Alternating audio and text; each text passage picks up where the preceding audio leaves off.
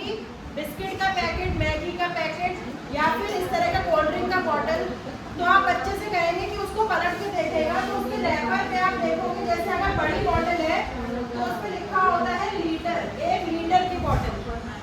और इसी तरीके से जब वो बच्चा बिस्किट का पैकेट पकड़ेगा, उसका रैपर देखेगा तो उस पर लिखा होता है ग्राम में या मिलीग्राम में। अगर उस बच्चे से आप बोलोगे कि शैम्पू का पाउच लेकर आना कल एक छोटा सा, उस पर जो संख्या लिखी होती है वो लिखी होती है मिलीलीटर में।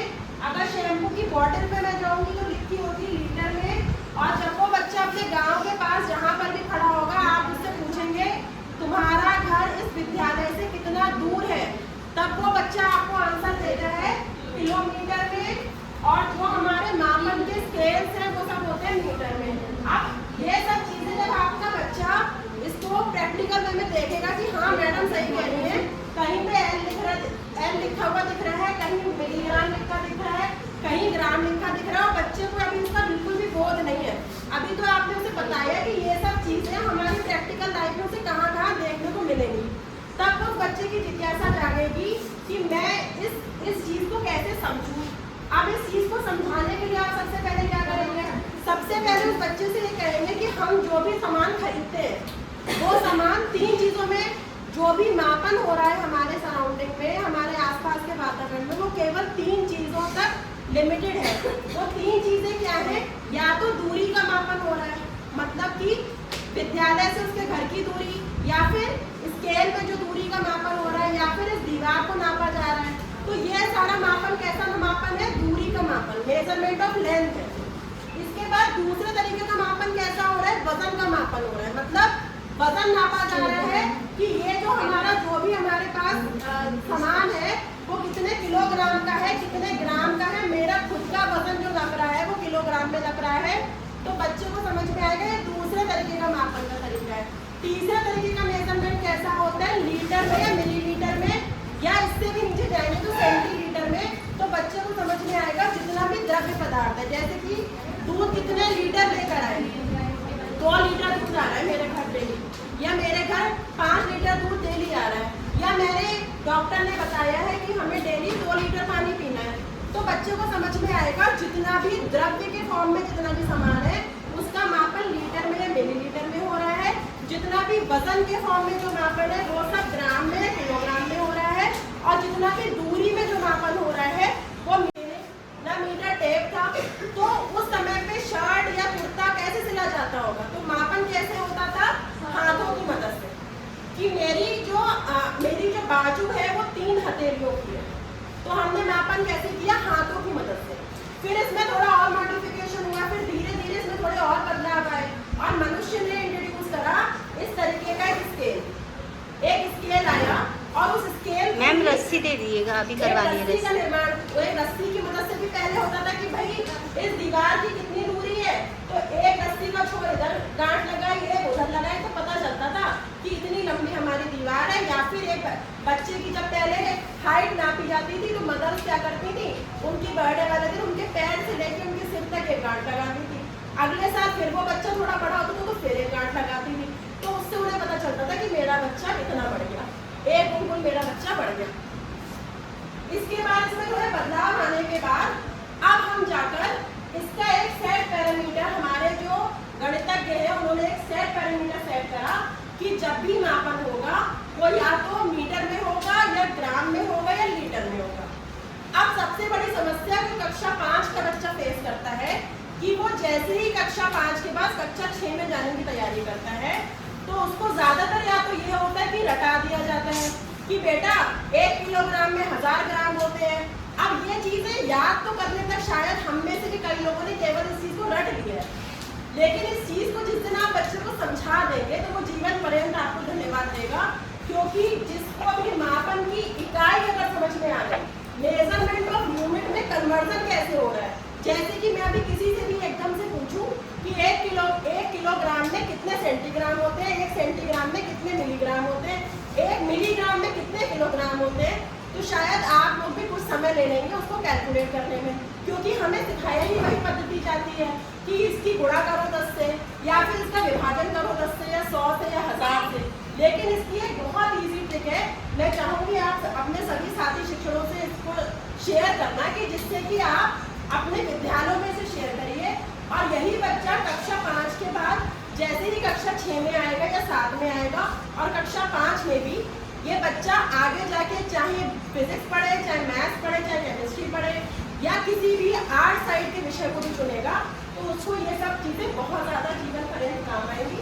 मैं एक एग्जाम्पल देती हूँ आपको। किलोग्राम, हेक्टाग्राम, डेकाग्राम, ग्राम, डेसीग्राम, सेंटीग्राम और मिलीग्राम, ये हमारा ग्राम में एक हमने चार्ट बनाया।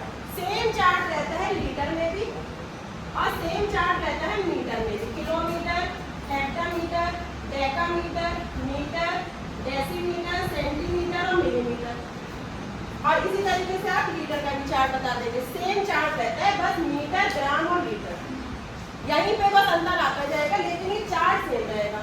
आप इसे याद कराना है। इंग्लिश माध्यम के बच्चों को हमने एक इसकी ट्रिक निकाली हुई है, हम उससे याद करा देते हैं। King Henry died, king Henry died, mother didn't cry much. ये छोटे बच्चे, इसको आप एक प्रोवर्ब के फॉर्म में याद करा दीजिए। हिंदी में आप इसका कोई भी एक उदाहरण ले सकते हैं। कहो, हंसो, डरो मत, डरने से मिलता नहीं। नैनोमीटर में आगे जाएंगे तो इस तरीके से आप कोई भी अपने फॉर्म में एक प्रोवर्ब बना लीजिए और केवल उसको ये चार्ट याद करने को बोलिए। अब मैं आपको इस चार्ट के सिंपल एक चार्ट, अगर उसने एक लाइन याद कर ली, उसके माध्यम से कैसे वो कठिन से कठिन सवालों को हल करेगा, वो अभी हम लाइव एग्जाम्पल देखते हैं। जैसे कि पहली कोई भी संख्या ले लीजिए कि मैंने पूछा 5 किलोमीटर में कितने सेंटीमीटर होते हैं। फिर मैंने आपसे पूछा 10 डेकामीटर में कितने मिलीमीटर होते हैं। या फिर मैंने पूछा कोई भी संख्या बोल दीजिए 256 सेंटीमीटर में कितने मिलीमीटर होते हैं। इस तरह से हम कोई भी यूनिट कन्वर्जन कर लेंगे, वो मैं अभी आपको बताती हूँ कैसे करना है। यहाँ तक आई थिंक सबको समझ में आ गया कि किस तरीके से हमें करना है। अब इसके बाद मेरा क्वेश्चन क्या कह रहा है कि मुझे पता लगाना है 5 किलोमीटर में कितने सेंटीमीटर होते हैं। तो इस समय बच्चा कहाँ खड़ा हुआ है 5 किलोमीटर से, और उसे जाना कहाँ पे है सेंटीमीटर पे।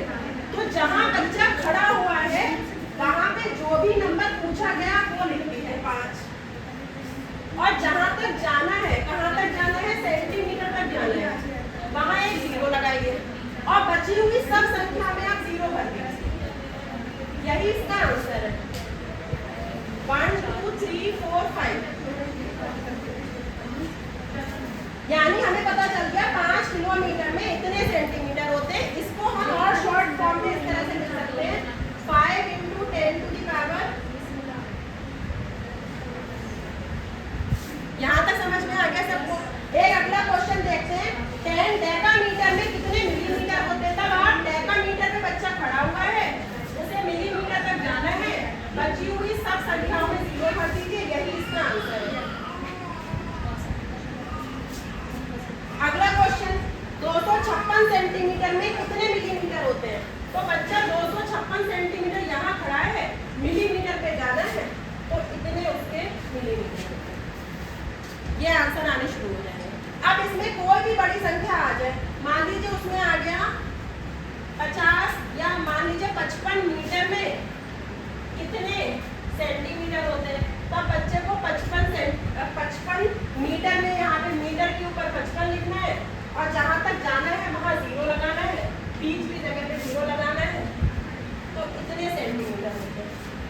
ये बच्चा स्वतः ही कन्वर्जन करेगा, क्योंकि जो वर्ड प्रॉब्लम क्लास 5 में आती है उसमें ज़्यादातर ये आता है कि एक क्यूबॉइड दे रखा है, उसकी जो उनको डायमेंशन दी है 5 × 10 × 12 सेंटीमीटर। दूसरे क्यूबॉइड की जो मापन दे रखा है वो मीटर में दे रखा है। तो बच्चे को किसी एक यूनिट में कन्वर्ट करना है, वो उसे आता नहीं, इसलिए वो जो बच्चा है वो क्वेश्चन सॉल्व नहीं करेगा या फिर गलत सॉल्व करेगा। तो सबसे पहले तो उसे कन्वर्जन सिखाइए। तो ये कन्वर्जन मैंने आपको सिखाया जब बड़ी संख्या दे रखी है और छोटी संख्या की तरफ जाना है। पूरा चार्ट सेम रहता है, सब समान सेम रहता है। अगर इसका उल्टा पूछ लिया जाए, जैसे कि पूछ लिया जाए 10 मिलीमीटर में कितने डेसीमीटर होते हैं। अब मैं इस दिशा से इधर बढ़ रही हूँ, अगर क्वेश्चन इस तरीके से आ जाए तब कन्वर्जन कैसे करेंगे। आप मिलीमीटर पे खड़े थे और आपको डेसीमीटर तक जाना था, यहाँ तक जाना था, तब आप क्या करेंगे, पूरा प्रोसेस सेम रहेगा। आप बस ये करेंगे 1/, और उतने जीरो लगा दीजिए। इसको अगर डेसिमल फॉर्म में कैसे लिखते हैं, आप पॉइंट लगाइए